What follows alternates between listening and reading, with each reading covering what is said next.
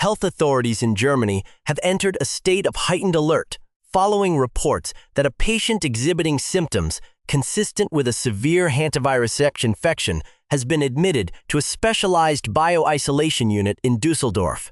The medical response, characterized by the use of high-level biocontainment protocols, underscores the significant public health concerns associated with zoonotic pathogens in Western Europe. While the specific identity of the patient and the exact location of the suspected exposure remain under investigation, the decision to utilize a bioisolation facility indicates that clinical teams are treating the case with the utmost caution.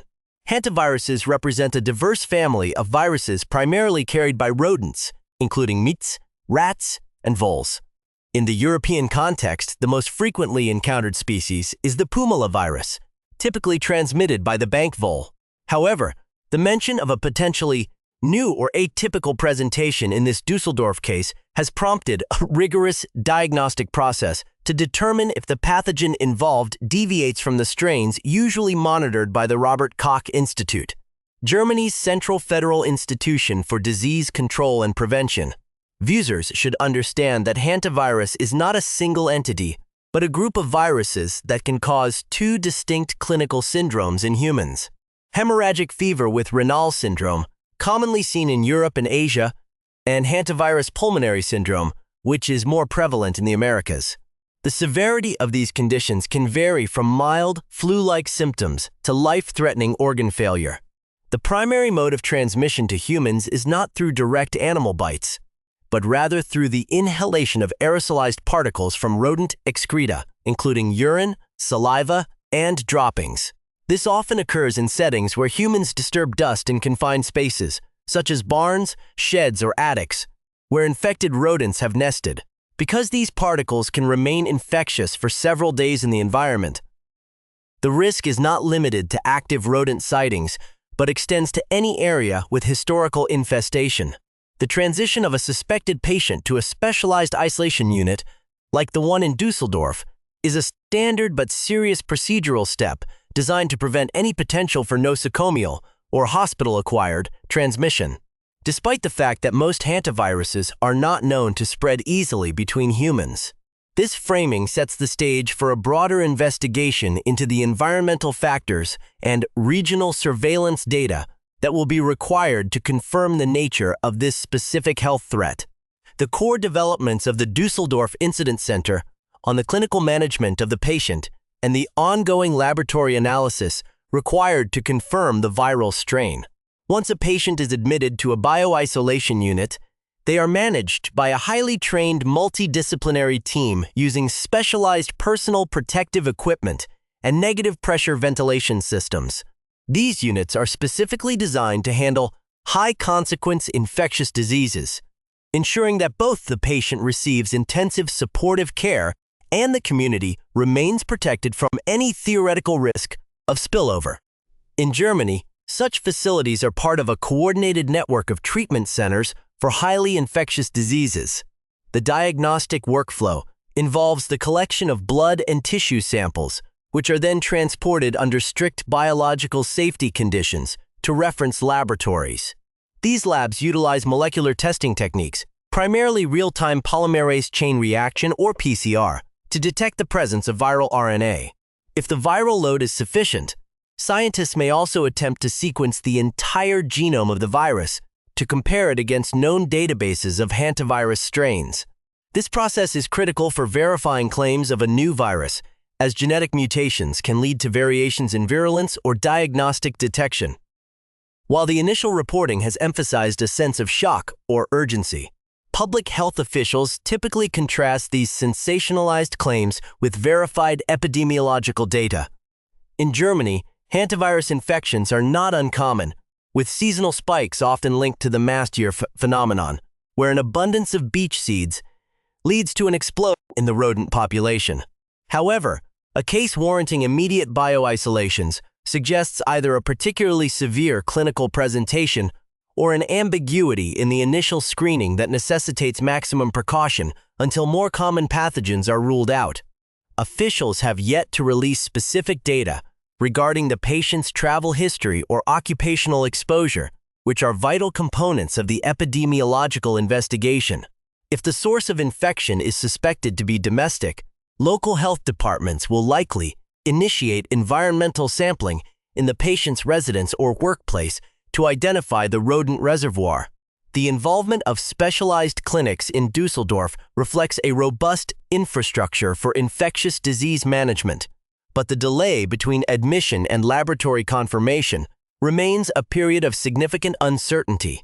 This gap is often filled by speculation, yet the official medical consensus relies entirely on the results of serological assays and genetic sequencing, which may take several days to finalize. Until those results are published, the medical community remains focused on stabilization and the monitoring of renal and respiratory functions, which are the primary targets of hantavirus pathology. Prevention and long-term surveillance remain the primary tools for mitigating the impact of hantaviruses, as there is currently no widely available vaccine or specific antiviral treatment for most strains.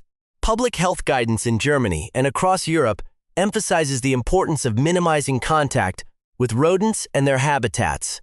For individuals cleaning areas where rodents may have been present, experts recommend dampening surfaces with a disinfectant or a bleach solution before sweeping to prevent the aerosolization of viral particles.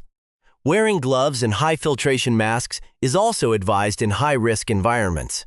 Surveillance programs, such as those managed by the Robert Koch Institute, continuously monitor rodent populations to provide early warnings of increased infection risks in specific federal states. This case in Düsseldorf highlights the limits of current knowledge. While we understand the general mechanics of hantavirus transmission, the emergence of a new strain or an unusual outbreak can challenge existing diagnostic frameworks.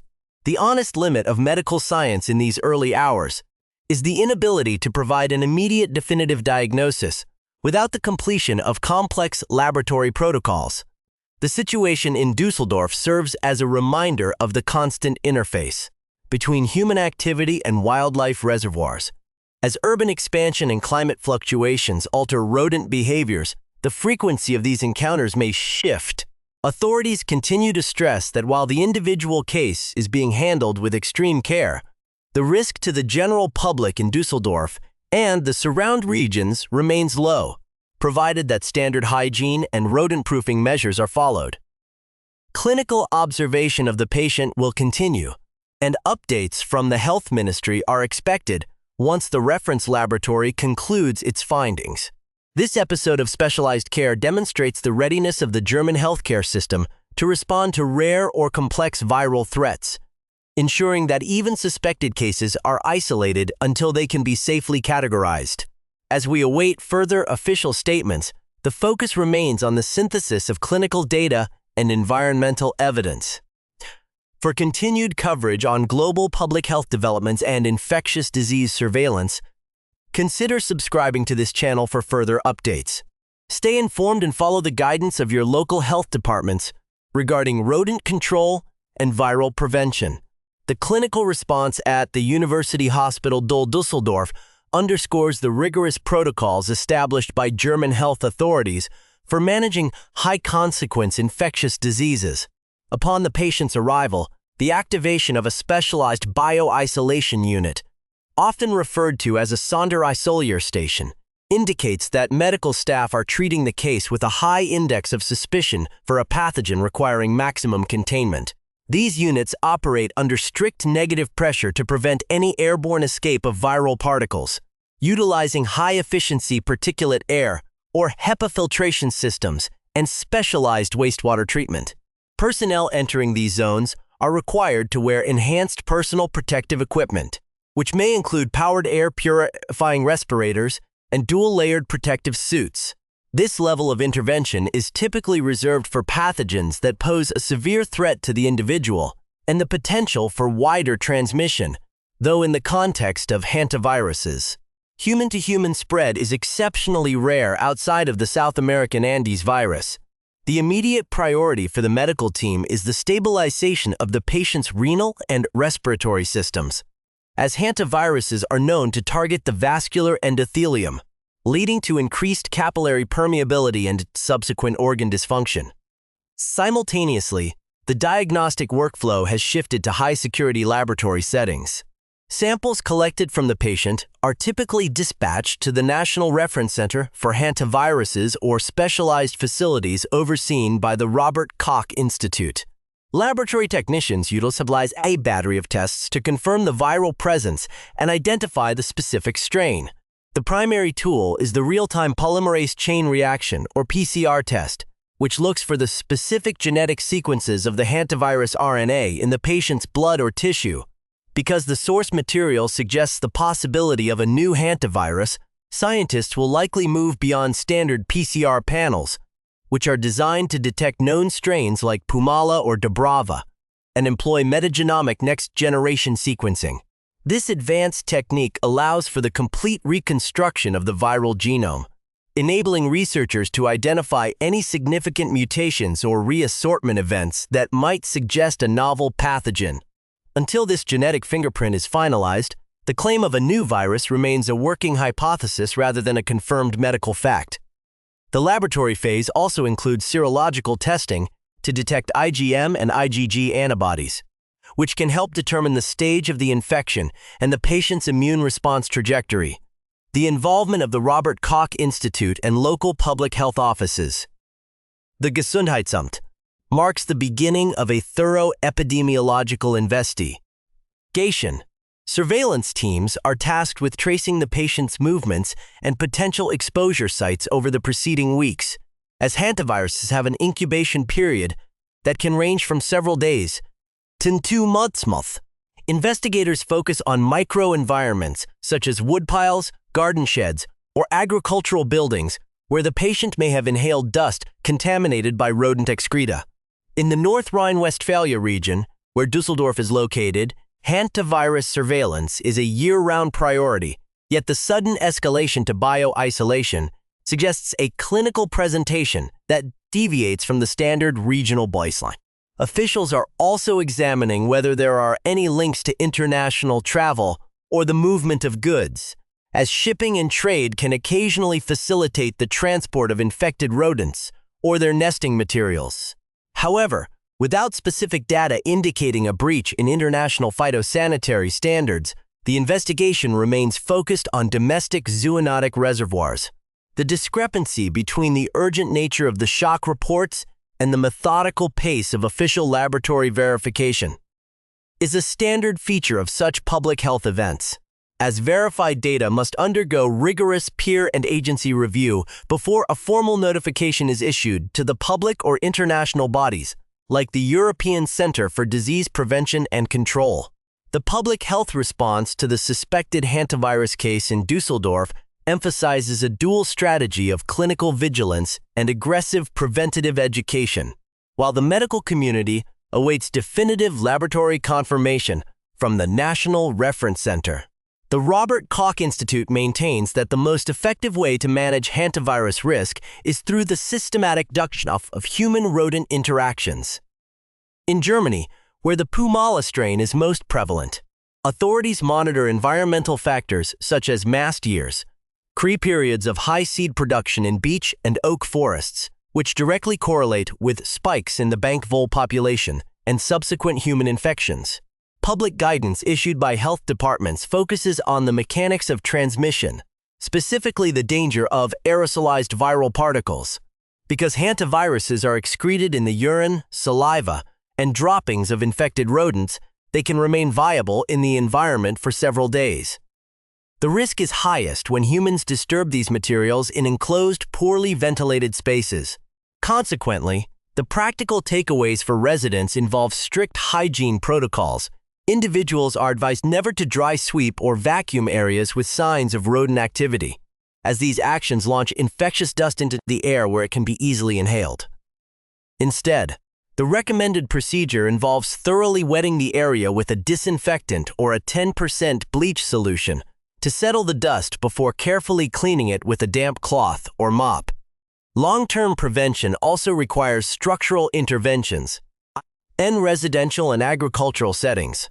Surveillance experts recommend that homeowners seal any openings larger than 6 millimeters, roughly the size of a pencil, using durable materials like steel wool or metal flashing to prevent rodents from entering living spaces. Proper food storage in rodent-proof containers and the removal of outdoor nesting sites, such as overgrown vegetation or wood piles stacked against building walls, are essential components of a comprehensive risk reduction strategy. For professionals working in high-risk environments, such as foresters or construction workers clearing old buildings, the use of FFP3 or N95 respirators is often mandated to provide a physical barrier against microscopic aerosols. These measures are not merely precautionary, but are based on the observed pathology of the virus, which requires a direct pathway to the lower respiratory tract or mucous membranes to initiate infection. By disrupting this pathway through simple environmental controls, the vast majority of hantavirus transmissions can be prevented. Even in areas where the virus is known to be endemic among local wildlife populations, the uncertainty surrounding the Düsseldorf case serves as a critical junction for health communication, highlighting the limits of current diagnostic speed. While the medical infrastructure in North Rhine-Westphalia is capable of providing world-class supportive care, the identification of a potentially new or atypical viral strain is a process that cannot be bypassed. This period of waiting requires a balance of transparency and caution. Officials must keep the public informed of potential risks without inciting unnecessary alarm or contributing to the stigmatization of the patient or specific geographic locations. Ethically, the focus remains on the evidence-based management of the threat. Until the sequencing results are published, the medical consensus is to treat the incident as a localized event with low risk to the general population. This approach prevents the misallocation of public health resources and ensures that the response remains proportional to the verified data. As global health networks continue to monitor for zoonotic spillover events, the Düsseldorf incident underscores the necessity of maintaining robust bio-isolation capabilities and a well-funded laboratory infrastructure. By prioritizing scientific accuracy over sensationalism, health authorities aim to maintain public trust while refining their understanding of emerging pathogens. For ongoing updates on this developing situation and other public health reports, please consider subscribing to this channel. Stay informed by relying on official reports from recognized health institutions and local authorities.